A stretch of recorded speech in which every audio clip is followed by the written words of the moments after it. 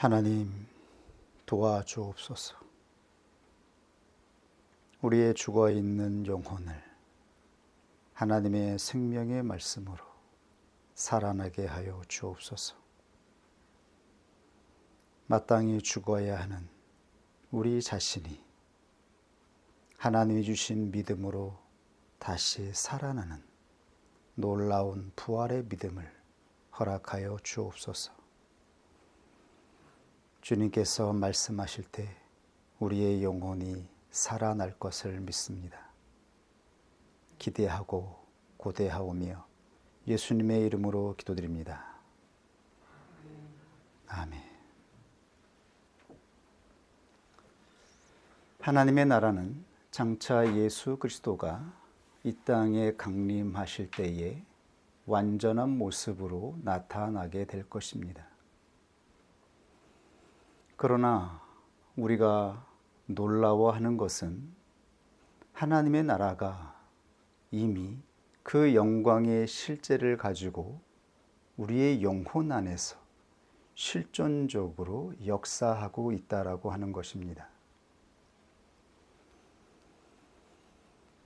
택함을 입은 자들은 하나님의 나라가 이미 우리 영혼 안에서 실존적으로 역사하는 것을 보았습니다.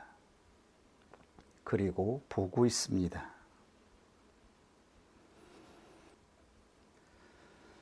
우리 안에 하나님의 나라가 하나님의 법으로 통치되고 있음에도 불구하고 아직 우리의 모습은 초라해 보입니다.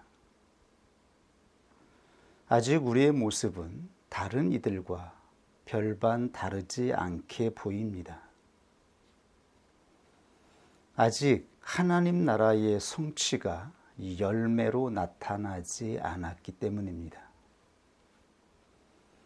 그러나 우리가 확신해야 하는 것은 하나님 나라가 이미 우리 안에서 역사하고 있다라고 하는 것입니다.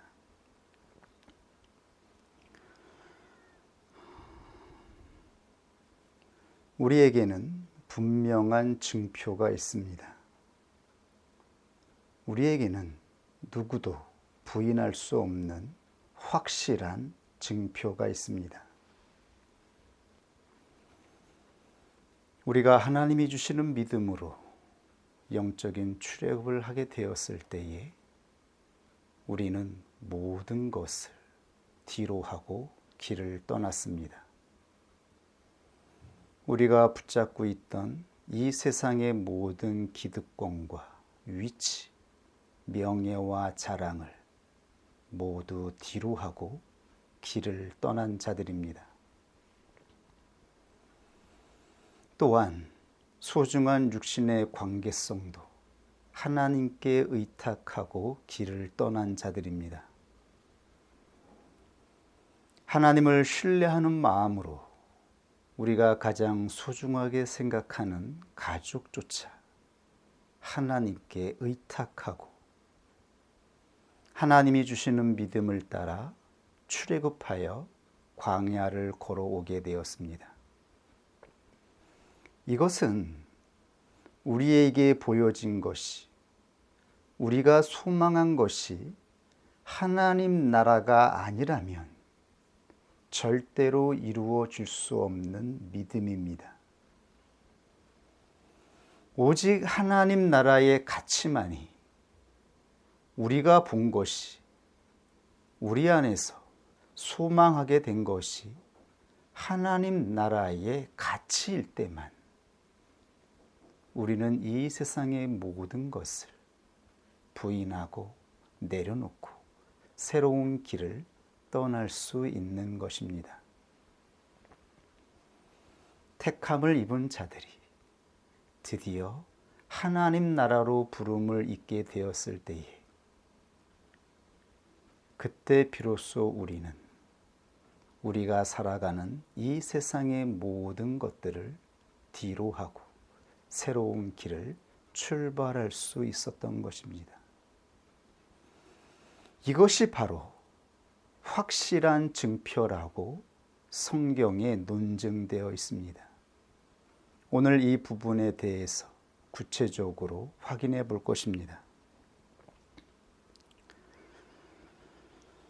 우리가 걸어온 이 나그네 여정이, 우리가 걸어온 광야의 실존이, 우리가 보게 된 하나님 나라가 실체라고 하는 것, 진짜라고 하는 것을 증명하고 있다라고 하는 것을 우리는 명심해야 합니다.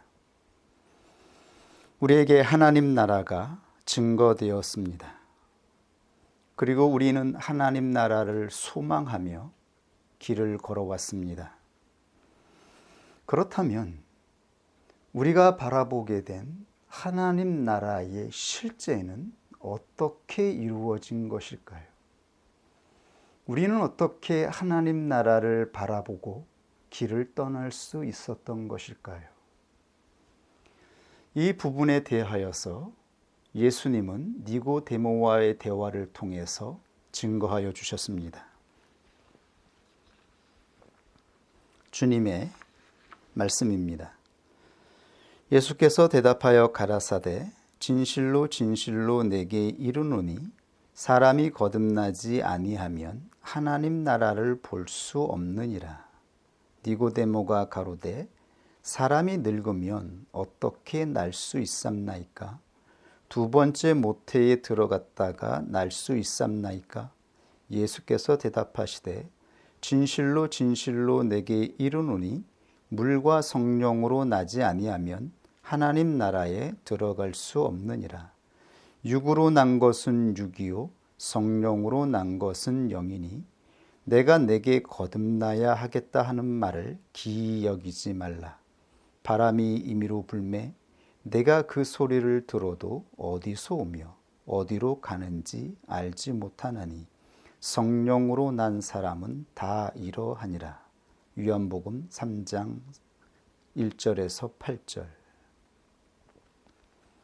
주님은 사람이 거듭나지 아니하면 하나님 나라를 볼 수 없다라고 분명하게 선포하였습니다. 거듭나야만 하나님 나라가 보입니다. 하나님 나라를 소망하며 길을 떠날 수가 있습니다. 이것을 역으로 말하면 우리에게 어떻게 하나님 나라가 소망하게 된 것인가요? 우리가 하나님 나라를 소망하며 길을 떠났다면 그 실제가 무엇인가요? 거듭난 자만이 하나님 나라를 볼 수 있다라고 말씀하였습니다. 거듭난 자에게만 하나님 나라가 보인다라고 말씀하셨습니다. 어느 날 어느 순간에 하나님께서 우리를 부르셔서 길을 떠나게 하실 때에 그것이 하나님 나라라면 하나님 나라를 소망하는 그 소망의 믿음으로 출발한 것이라면 그 본질은 거듭남이라고 말씀하고 있는 것입니다. 사람들은 거듭남에 대하여 기이하게 생각합니다. 교회에서 수십 년 동안 신앙생활을 한 경건한 신자들조차도 거듭남에 대하여 이야기하면 이상하게 생각합니다. 현재 교회에서 사람들은 교회 생활을 하고 봉사하고 예배를 성실히 드리며 하나님께 기도하는 형태가 있으면 그것이 거듭남의 상태라고 생각합니다. 그러나 이것은 성경에서 논증된 거듭남의 상태가 아닙니다. 성경에서 말하는 거듭남에 관한 상태는 육신에 잠들어 있던 영혼이 깨어나서 새로운 자각, 새로운 감각을 갖게 되는 것입니다. 이 감각은 새로운 인격에 대한 감각에서 시작되는 것입니다.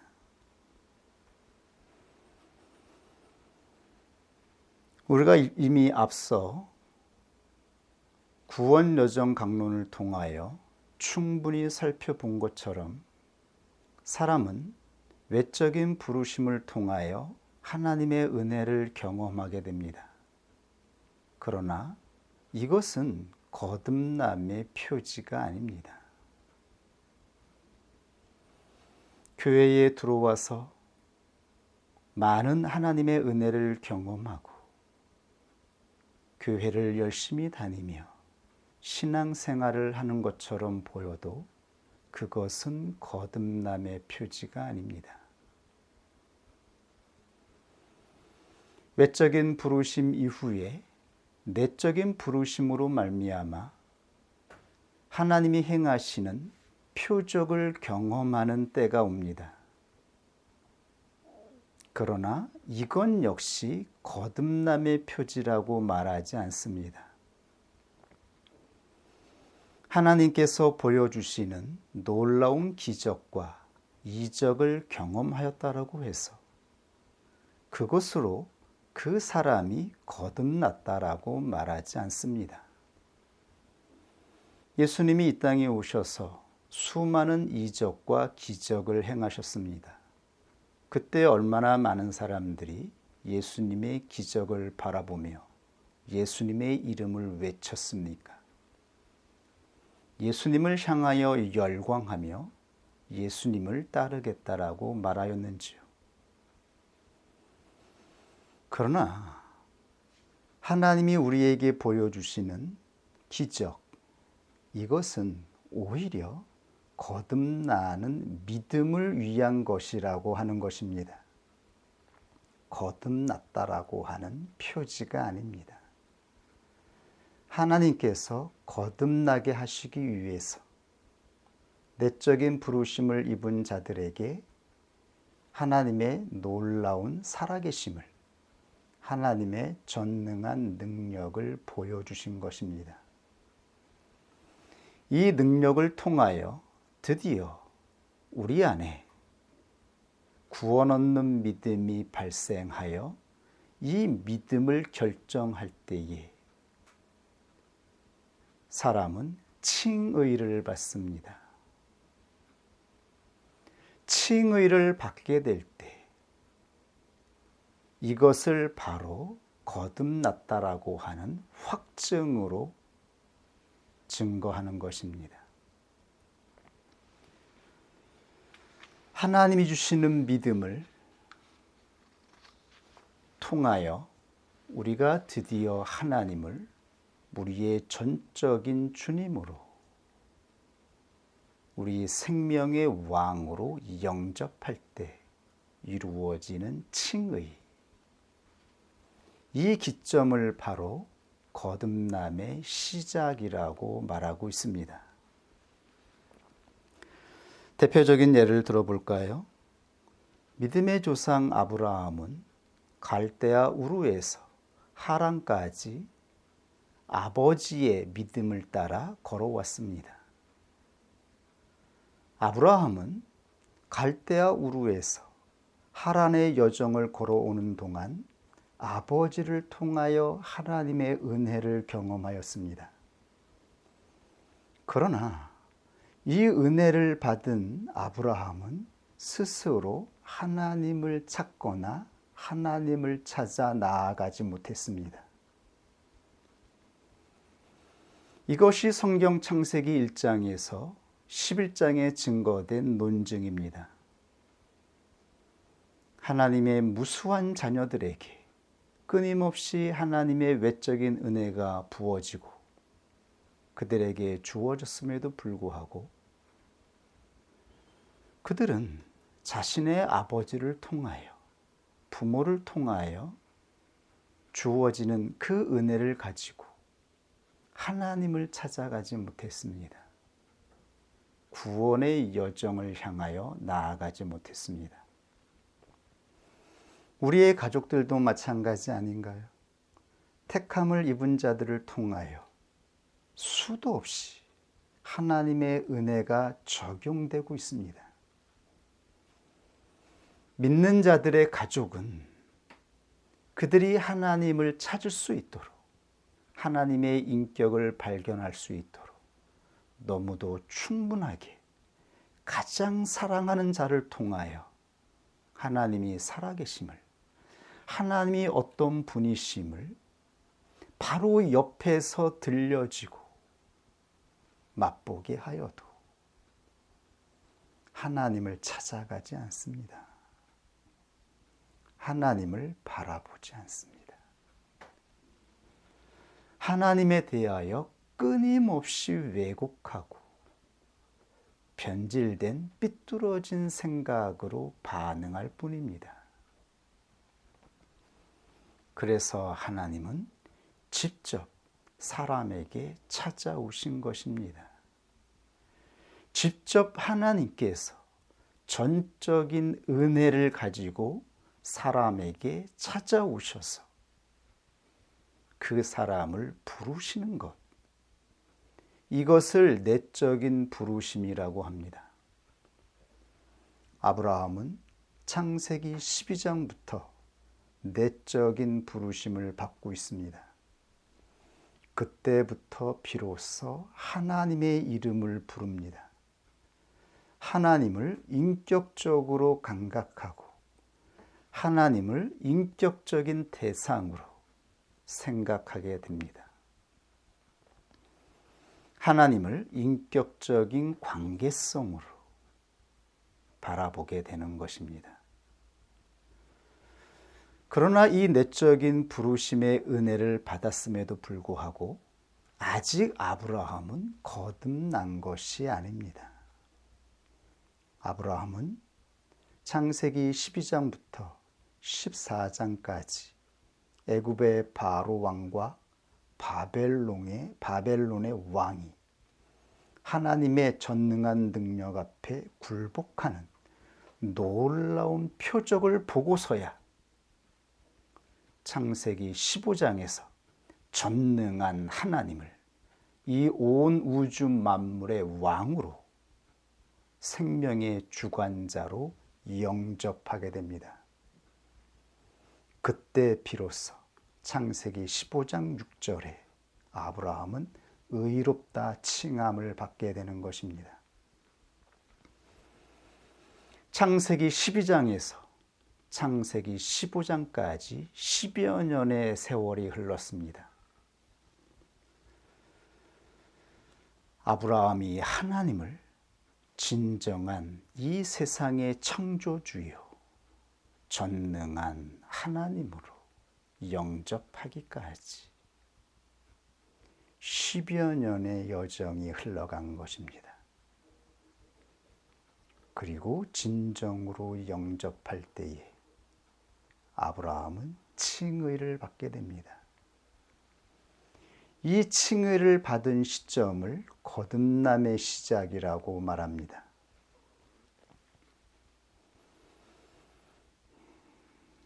어떤 개혁파 교사들은 창세기 12장부터 아브라함이 거듭난 것으로 논증하는 분들이 있습니다.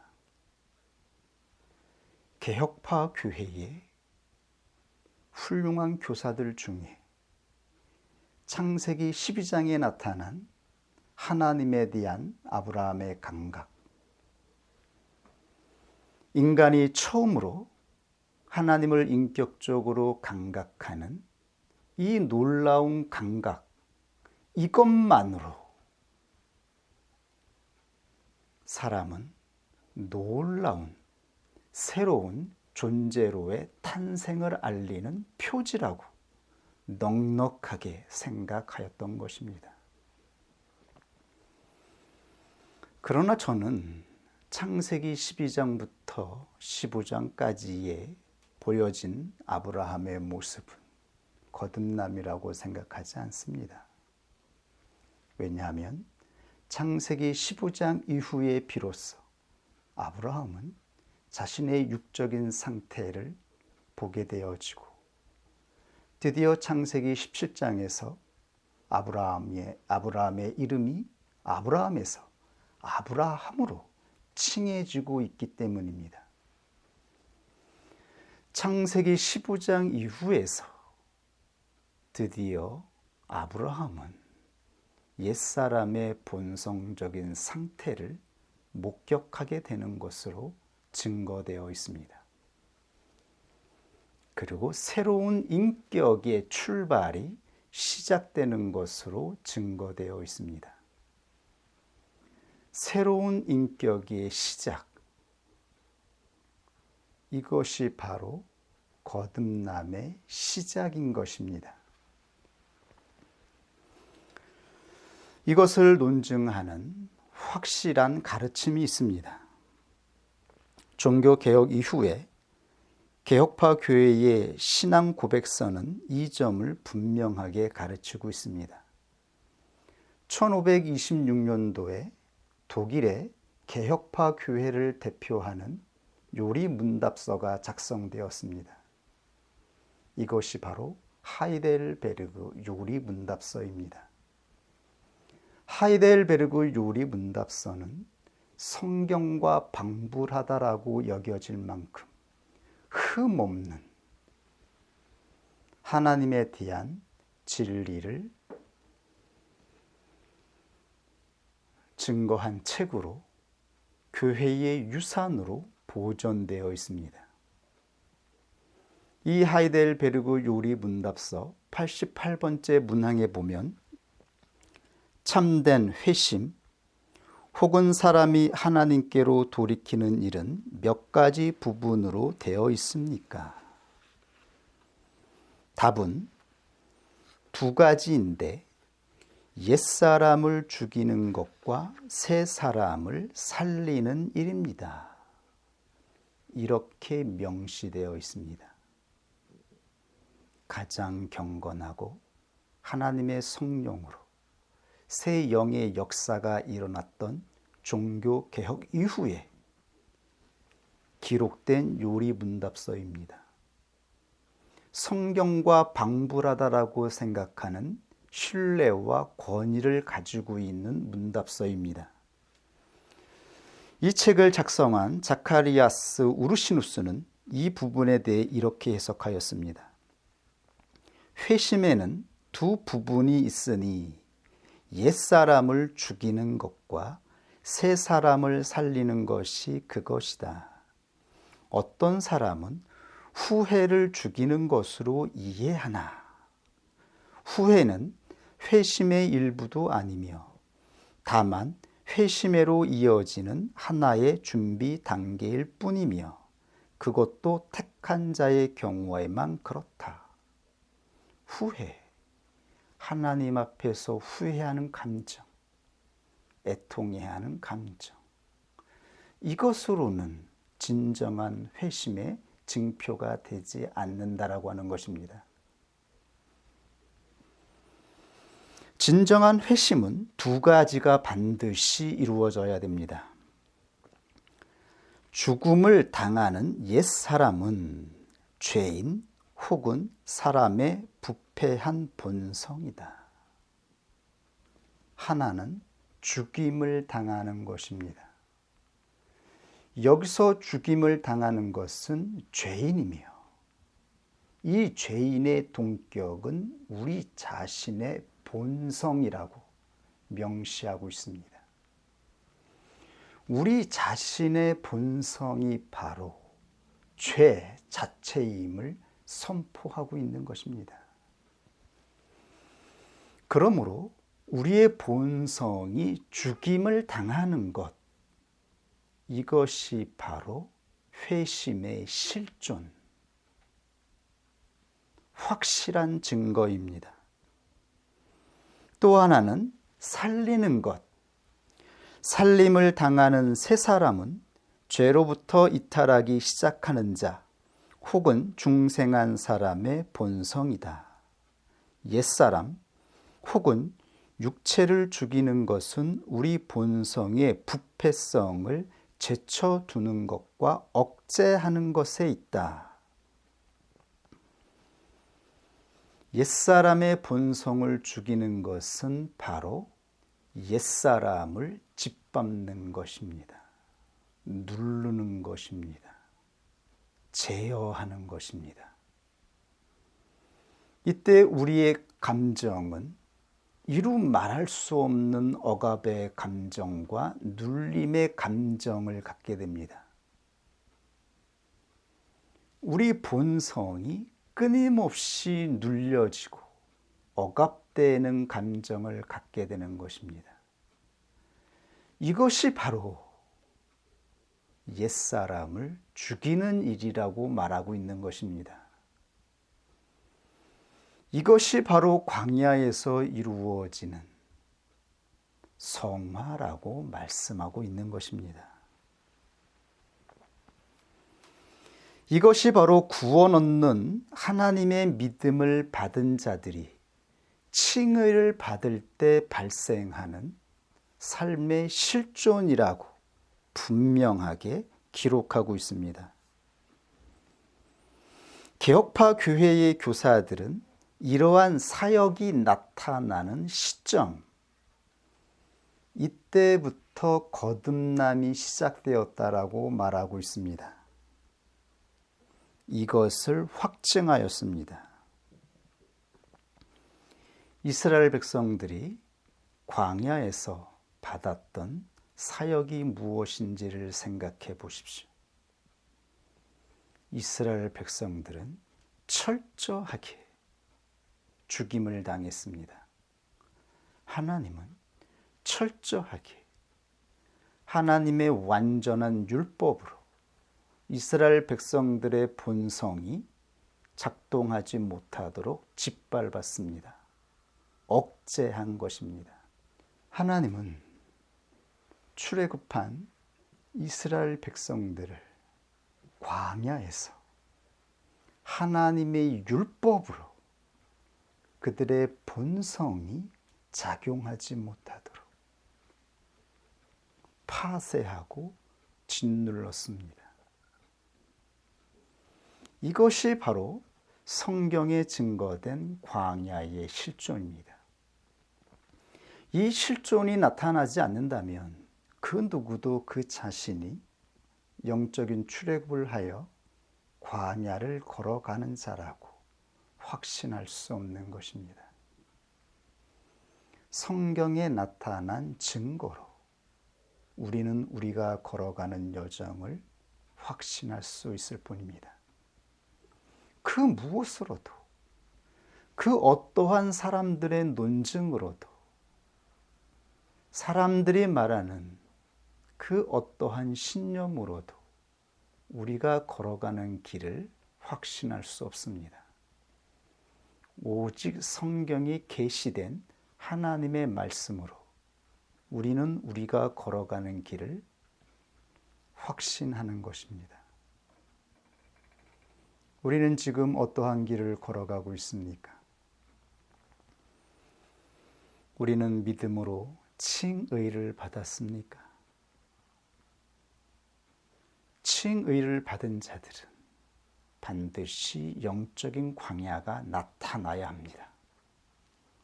영적인 광야는 칭의를 받은 자들에게 나타나는 증표의 실존입니다. 칭의를 받지 않은 자들에게는 영적인 광야가 나타나지 않습니다. 왜냐하면 죽이는 사역은 인간 스스로의 의지로 감당할 수 있는 것이 아니기 때문입니다. 인간은 자기 자신의 본성을 죽이는 것에 자신의 의지로 감당할 수 없습니다. 오직 우리의 영혼을 살리는 하나님의 구원 얻는 믿음이 우리 안에 선물로 주어졌을 때만 이 광야의 여정을 인내할 수 있는 것입니다. 어떠한 사람이 자기의 본성 자체를 부인할 수 있을까요? 어떠한 사람이 자기의 본성 자체를 악한 것이라고 치고 살아갈 수 있나요? 사람은 자기 자신의 본성이 연약하고 부족하다라고 생각합니다. 여기에서 갖게 되는 감정은 자기 자신에 대한 긍휼과 연민입니다. 사람은 스스로 자기 자신에 대하여 불쌍히 여깁니다. 이것은 성경에서 말하는 하나님이 보시는 악하다라고 말하는 것과 전혀 다른 감정인 것입니다. 오직 성령이 죽이시는 사역은 우리 안에 구원 얻는 믿음이 우리 안에 결정되었을 때, 그리고 칭의를 받은 자들에게 나타나는 것입니다. 그때 그는 광야를 인내할 수 있는 것입니다. 자신의 본성을 죽이는 성령의 사역을 하나님이 주신 믿음으로 이겨내어 통과하게 되는 것입니다. 하나님의 믿음으로 칭의를 받은 자만이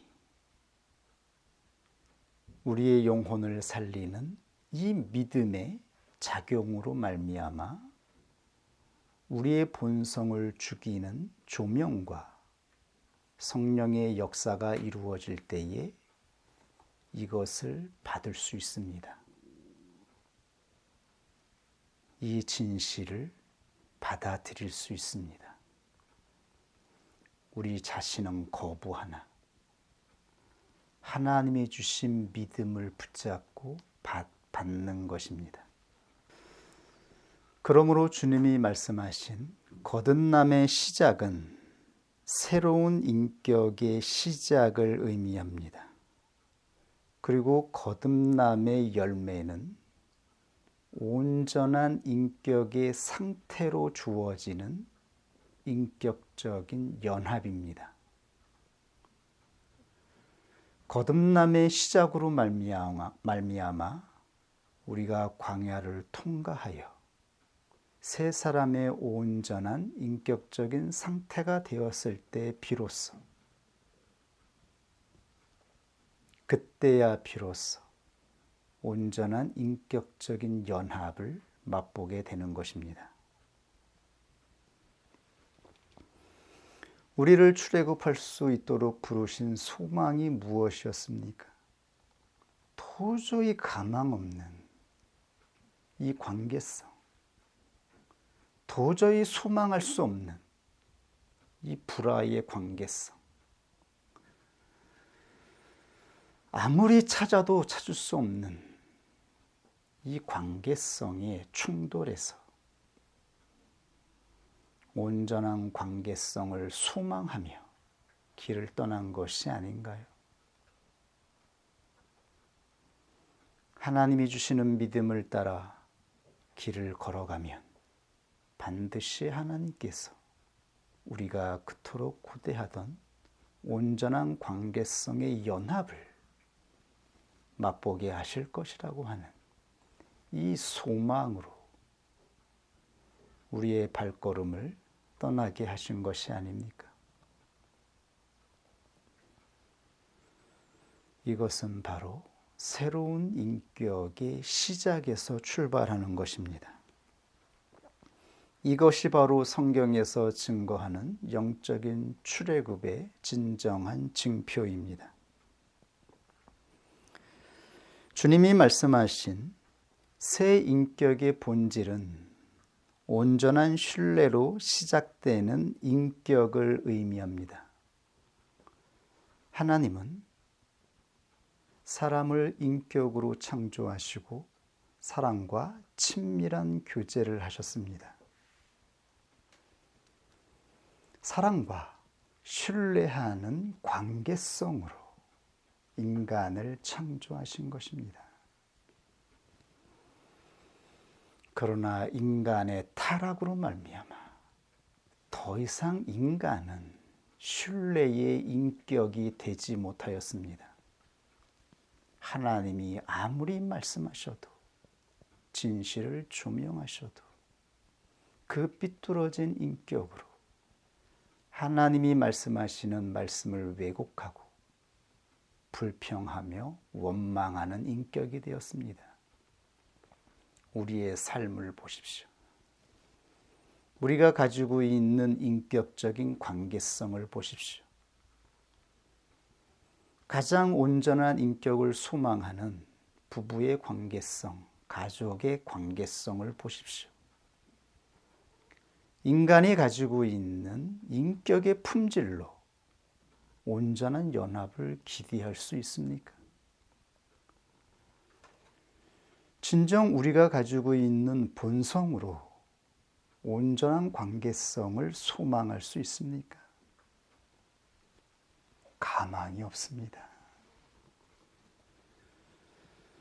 결혼을 하고 10년, 20년, 30년, 40년 세월이 지나갈수록 희망이 생기는 것이 아니라 더 절망하게 되고 낭망하게 되어지죠.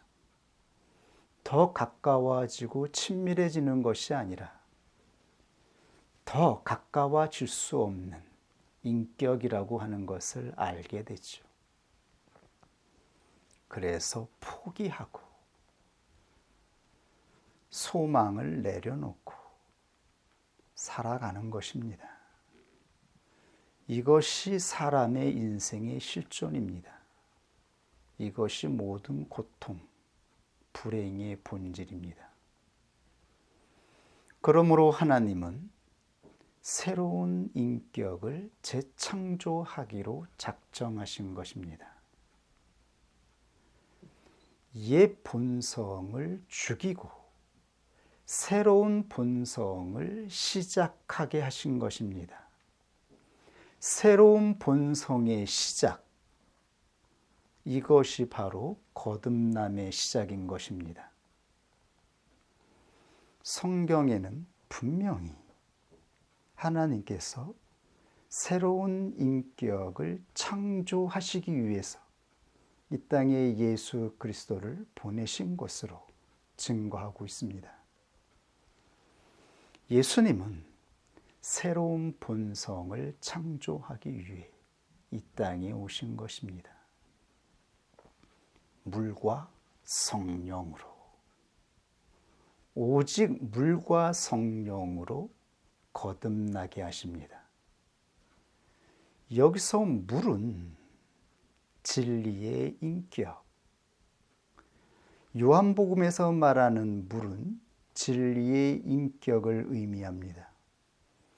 그리고 진리의 인격은 하나님과의 온전한 신뢰를 갈망하며 걸어가는 자의 길 자체를 의미하는 것입니다. 요한복음에서 증거하는 물은 단순한 개념이나 철학적인 용어가 아닙니다. 그리스도가 걸어가신 진리의 삶 자체, 여정 자체를 말씀하고 있는 것입니다. 성령은 새 마음의 실제입니다. 우리 안에 두 본성이 어떻게 있을 수 있습니까? 하나의 인격 안에는 하나의 본성만 있는 것입니다. 새 마음의 실제는 성령인 것입니다. 성령이 우리 안에서, 우리 마음 안에서 새 마음의 원천으로 끊임없이 작용하시고 조명하셔서 우리의 마음을 새 마음으로 깨끗하게, 깨끗한 인격으로 새 인격을 만들어내는 것입니다. 이것이 놀라운, 너무나 놀라운 거듭남의 실존인 것입니다.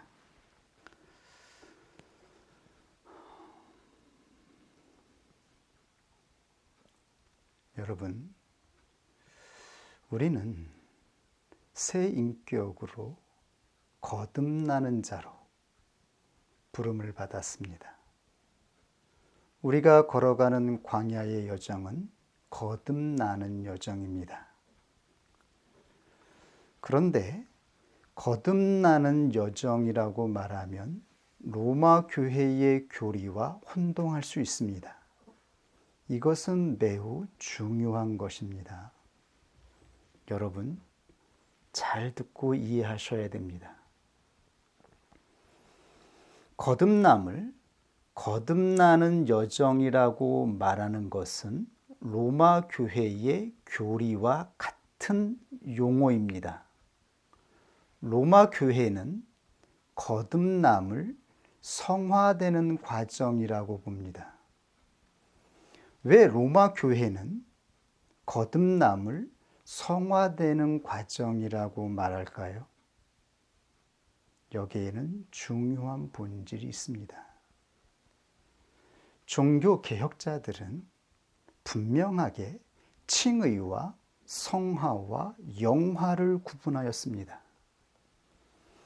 그러나 로마 교회의 교리는 거듭남을 거듭나는 과정, 성화로 봅니다. 왜냐하면 로마 교회는 사람이 전적으로 타락했다라고 보지 않기 때문입니다. 사람에게 선한 의지의 본성이 남아 있다고 믿습니다. 그러므로 완전한 인격으로 성취되는 것은 새 본성의 시작이 아니라 우리 안에 남아있는 선한 의지로 애쓰고 노력하여서 하나님이 말씀하시는 완전한 인격으로 열매를 맺는 것입니다. 그러므로 사람의 의지는 하나님의 은혜와 협력합니다. 하나님이 주시는 은총, 하나님이 이 땅에 베풀어 주신 성례, 교회를 통해 주시는 말씀, 교회를 통해 공급되는 모든 은사들을 가지고 우리 안에 있는 선한 의지로 노력하여서 완전한 인격에 도달하는 것입니다. 그러므로 사람의 공로가 인정되는 것이죠. 사람 자신의 의지로 하나님의 의지와 협력하며 온전한 인격으로 성취될 때에 그 공로가 사람에게 돌아가는 것입니다. 그러나 종교 개혁자들은 사람은 철저하게 전적으로 부패되었다. 사람의 본성은 완전히 부패되어서 가망이 없다라고 선포한 것입니다. 그러므로 사람은 하나님과 협력할 수 없습니다. 거듭남의 시작, 새 본성의 시작은 하나님의 전적인 선물입니다.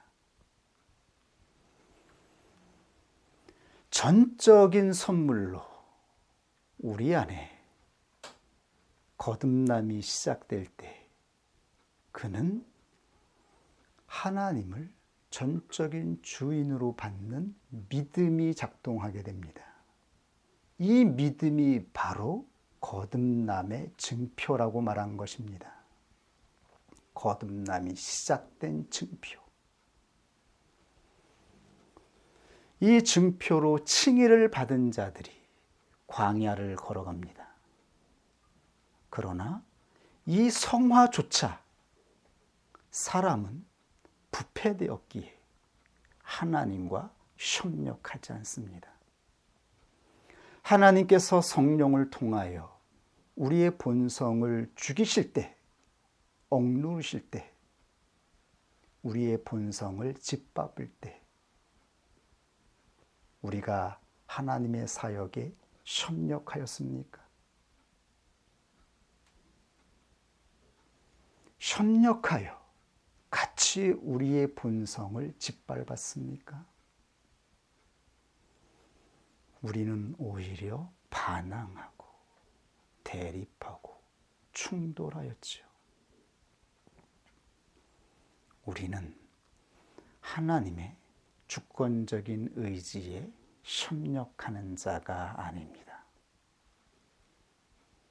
그러므로 성화조차 사람이 협력할 영역이 없습니다.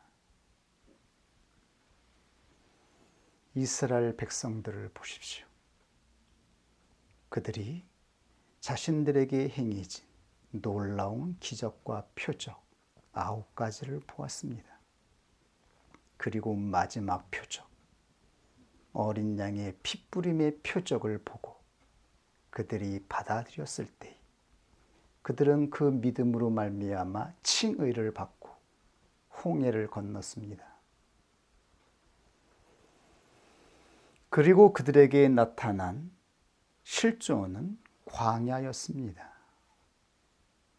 광야에서 하나님은 그들의 본성을 철저하게 파괴하였습니다. 이때 이스라엘 백성들은 하나님의 그 의지에 협력하지 않았습니다.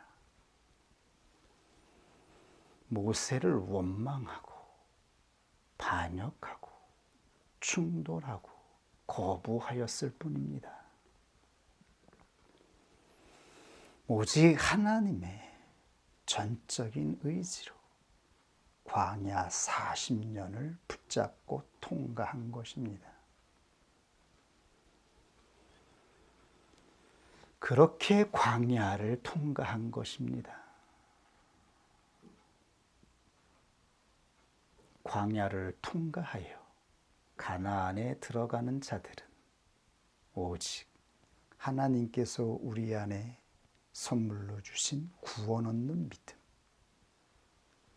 이 구원 얻는 믿음을 붙잡고 붙어 있는 자, 떨어지지 않은 자, 이들만이 가나안 땅에 들어가게 된 것입니다. 이것이 바로 성화의 실존입니다. 그리고 우리가 목격하고 경험한 실존입니다. 이 실존이 우리에게 분명하게 확증되지 않았나요? 성경에서 증거하는 하나님의 말씀은 진실이라고 하는 것이 우리에게 분명하게 증거되지 않았습니까? 이러한 증거가 없다면 아직 그 사람은 칭의를 받은 것도, 광야를 걸어가는 것도, 거듭남이 시작된 것도 확증할 수 없는 것입니다. 그러나 우리에게 이러한 증거가 있다면 우리 안에서 이루어지는 이 놀라운 하나님 나라의 역사를 분명하게 붙잡을 수 있습니다. 하나님 나라의 통치가 이미 우리 안에서 실존적으로 이루어지고 있습니다. 우리는 모두 하나님의 나라가 어떻게 역사하고 있는지 직접 경험하고 이 길을 걸어가는 자로 택함을 입었습니다. 이것보다 더 놀랍고 큰 복이 어디 있을까요?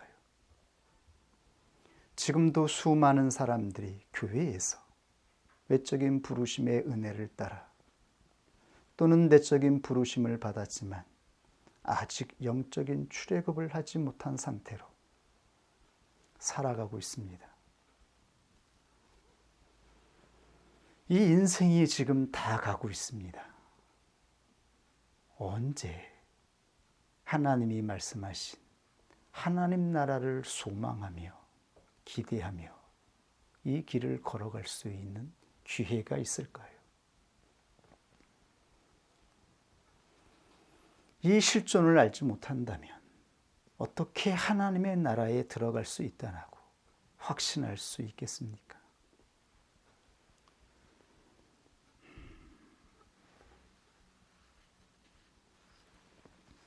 그러므로 저희 교회는 거듭나는 여정을 강조합니다. 거듭나는 여정을 강조하는 이유는 로마 교회의 교리에 찬동하기 때문이 아닙니다. 저희 교회는 개혁파 교회의 교리를 신앙합니다.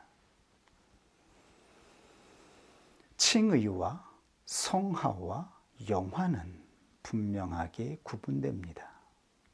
칭의를 받은 자들이 광야의 실존을 걸어가는 것입니다. 그러나 우리 교회에서 거듭나는 여정이라고 증거하고 선포하는 이유는 거듭남이 시작되었지만 이것이 진정한 거듭남이라면 그 사람은 광야를 통과하여 거듭난 새 인격의 상태로 나타나야 하기 때문입니다. 이 열매를 소망하기 때문입니다. 이것이 하나님이 우리를 출애굽시킨 목적이기 때문입니다. 속히 우리가 성령의 죽이는 사역을 통과하여 새 사람의 인격의 상태로 나타나서 온전한 인격적인 연합을 기대하는 자로 살아가기를 소망하는 이 소망이 있기 때문에 거듭나는 상태에 대해서 외쳐지고 있는 것입니다. 온전한 거듭남의 상태가 증거로 나타나기까지 우리는 그 무엇도 자랑할 수 없습니다. 우리는 여전히 하나님과 협력하는 자가 아닙니다. 우리는 이 진실을 아는 자가 되어야 됩니다. 그렇다면 구원의 여정 전체가 하나님의 주권적인 의지에 있다면 택함을 입은 자에게 요구되는 영역은 없는 것인가요? 믿음이 하나님의 선물이라면 우리에게 요구되는 영역은 없는 것인가요? 우리에게 요구되는 믿음의 요구가 있습니다. 하나님이 우리에게 바라시는 영역이 있습니다. 이 부분에 대해서는 다음 주에 다시 한번 구체적으로 증거하도록 하겠습니다. 오늘 주신 말씀으로 하나님이 주신 믿음으로 소망을 가지고 다시 한 해를 시작하는 성도가 되기를 원합니다. 같이 하나님 말씀 앞에 기도하겠습니다.